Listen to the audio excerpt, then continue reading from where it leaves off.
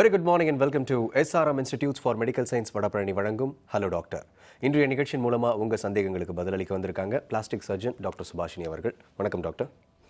So doctor, plastic சர்ஜரினா வந்து இந்த துறை தான், இப்படி தான் வந்து ஒர்க் ஆகுது, இந்த மாதிரி தான் பிளாஸ்டிக் சர்ஜனை வந்து இந்த மாதிரி ஒர்க் தான் பண்ணுறாங்க, இப்படி தான் அப்ரோச் பண்ணணும் அப்படின்றதுக்கு ஒரு ஜென்ரலான ஒரு நாலேஜ் வந்து இப்போ எல்லாருக்கும் வந்துருச்சுன்னு சொல்லலாம். இருந்தாலும் பிளாஸ்டிக் சர்ஜனை அணுகக்கூடிய டிசீஸ் என்னென்ன, எதுக்கு பிளாஸ்டிக் சர்ஜனை டைரெக்டாக போய் அணுகலாம் அப்படின்ற கேள்வி இன்னும் மக்கள் மனசில் கொஞ்சம் இருந்துக்கிட்டு தான் இருக்குது. இப்போ ஒரு எக்ஸாம்பிள் உதாரணத்துக்கு சொல்கிறேன். ஸ்கின் ரீதியான பிரச்சனைனா பிளாஸ்டிக் சர்ஜனை போய் அணுகலாமா அப்படின்றது ஒரு கேள்வியாக இருக்குது. இல்லை டெர்மட்டாலஜிஸ்ட் கிட்ட போயிடலாமா அப்படின்ற ஒரு காமன் மெத்தாக இருக்குது. இருந்தாலும் ரெகுலராக ஒரு பேஷண்ட் வந்து ஒரு டாக்டரை போய் அணுகி ரெகுலராக ஒரு டச்சப்லேயே இருக்கிற துறை வந்து பிளாஸ்டிக் சர்ஜன் துறை நினைக்கிறீங்களா?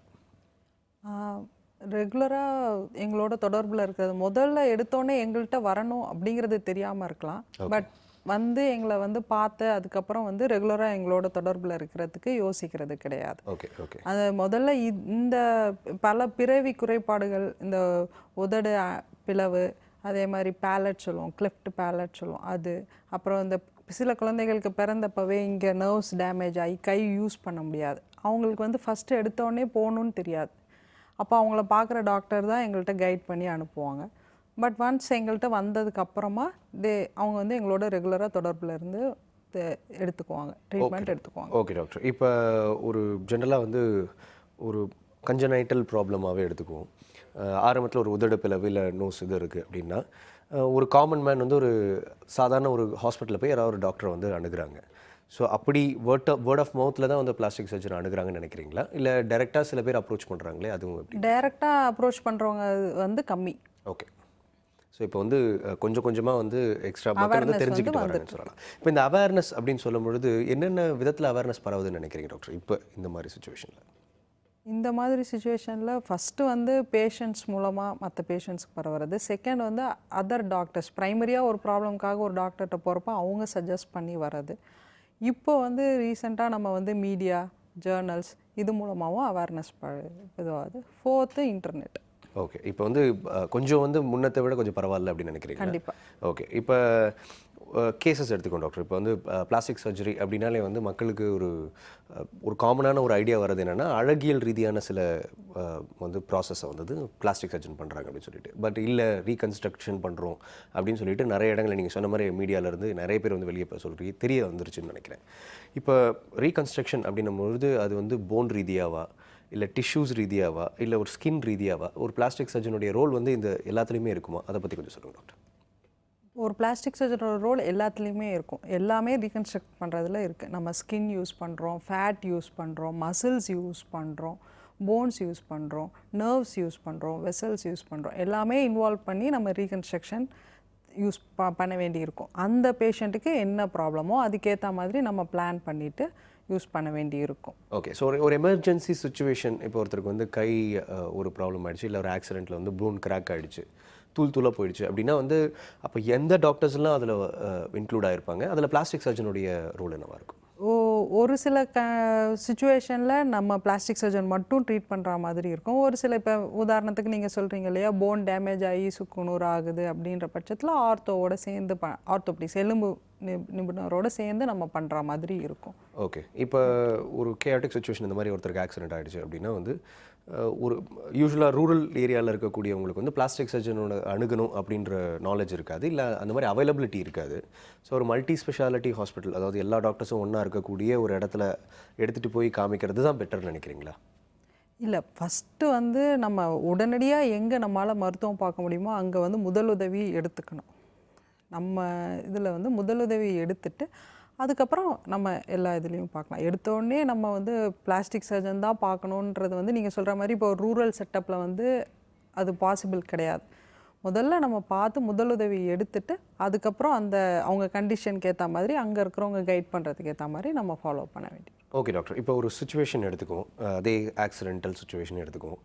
ஒரு ஸ்பெஷாலிட்டி ஹாஸ்பிட்டலில் வந்துட்டாங்க அப்படின்னா எந்தெந்த டாக்டர் வந்து அதை ஃபஸ்ட் எய்ட்லேருந்து எப்படி அதோடைய ப்ராசஸ் நடக்கும்ன்றது கொஞ்சம் எக்ஸ்பிளைன் பண்ணிடுறோம். இப்போது வந்து நம்ம இதில் வந்து ஆம்புலன்ஸ் சர்வீஸ் அதெல்லாம் இருக்கிறப்ப அங்கேயே வந்து உங்களுக்கு டெக்னீஷியன்ஸ் இருப்பாங்க, எமர்ஜென்சி மெடிக்கல் டெக்னீஷியன்ஸ் இருப்பாங்க. அவங்க வந்து ஃபஸ்ட்டு பேஷண்ட் அசஸ் பண்ணிடுவாங்க. அசஸ் பண்ணிட்டு என்னென்ன ஃபஸ்ட் எய்டோ அதை வந்து ஆம்புலன்ஸ்லேயே பல சமயம் ஸ்டார்ட் ஆகிடும். Okay okay. அதுக்கப்புறம் இங்கே கூட்டிகிட்டு வந்தப்பறம் ஃபஸ்ட்டு வந்து எமர்ஜென்சி டாக்டர்ஸ் பார்ப்பாங்க. பார்த்துட்டு என்னென்னலாம் ஃபஸ்ட் எய்ட் செய்யணுமோ அதை கம்ப்ளீட் பண்ணிவிட்டு என்னென்னலாம் இன்வெஸ்டிகேஷன்ஸ் பண்ணணுமோ அதை அடுத்து செய்ய ஆரம்பிச்சுட்டு எந்தெந்த துறையெல்லாம் இன்வால்வ் ஆகிருக்காங்களோ இவங்க பார்க்கணுமோ அவங்களுக்கு வந்து அவங்க ரெஃபரல் கொடுப்பாங்க.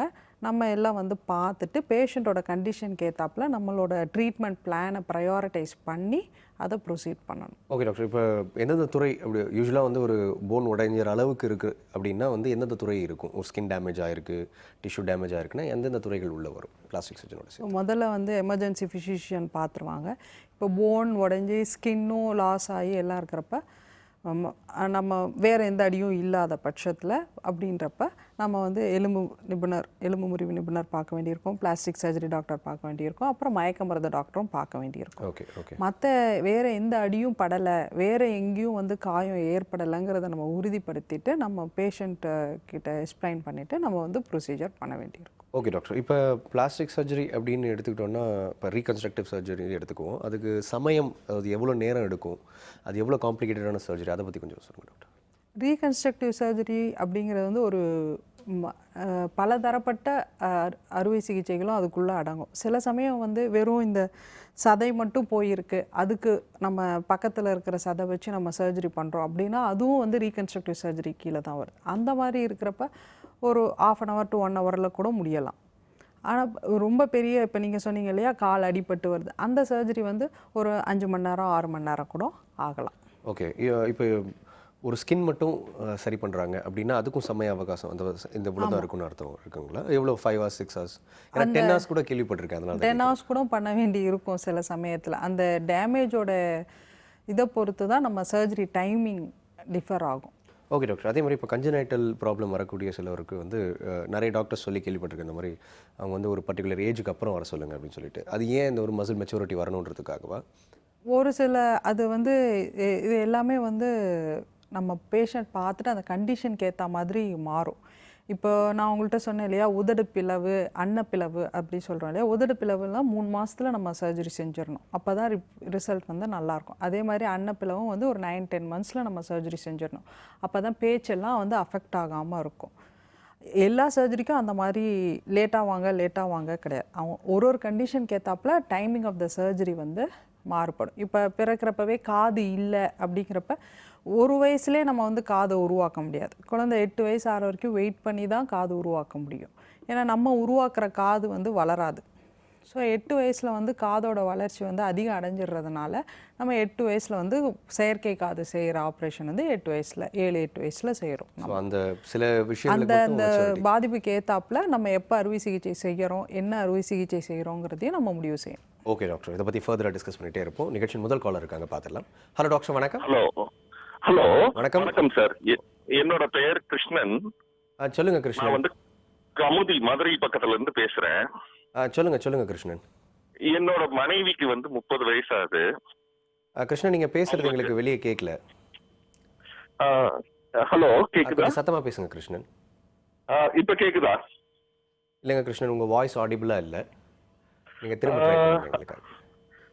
நான் லைன்ல இருக்கிறேன். ஹலோ. இப்ப கேக்குதுங்க கிருஷ்ணன், சொல்லுங்க. இப்ப கேக்குதா? சொல்லுங்க கிருஷ்ணன்.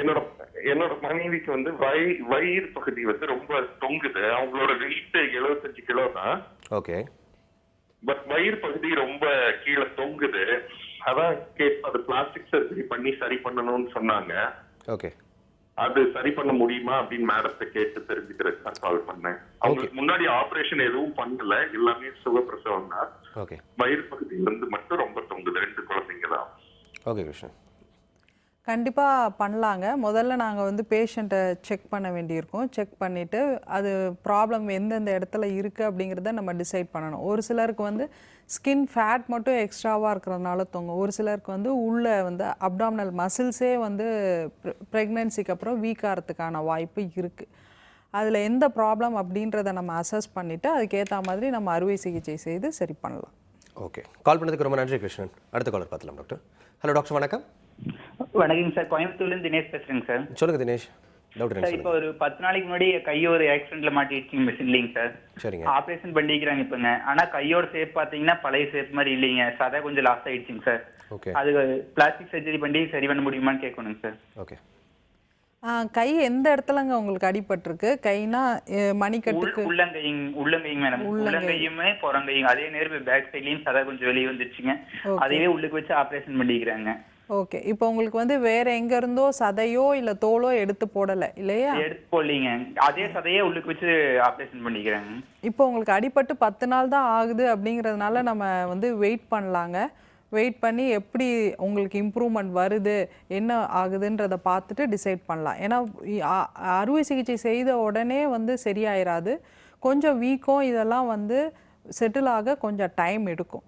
அதுக்கப்புறமும் உங்களுக்கு ப்ராப்ளம் இருந்ததுன்னா நம்ம ஃபர்தராக என்ன பண்ணலாம் அப்படிங்கிறத டிசைட் பண்ணலாம் சார்.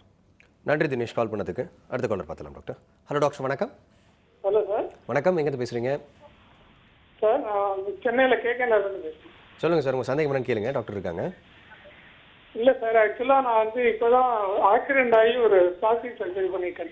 தொடையிலேருந்து எடுத்து மேலே நெத்தியில் வந்து சர்ஜரி பண்ணியிருக்காங்க. ஓகே.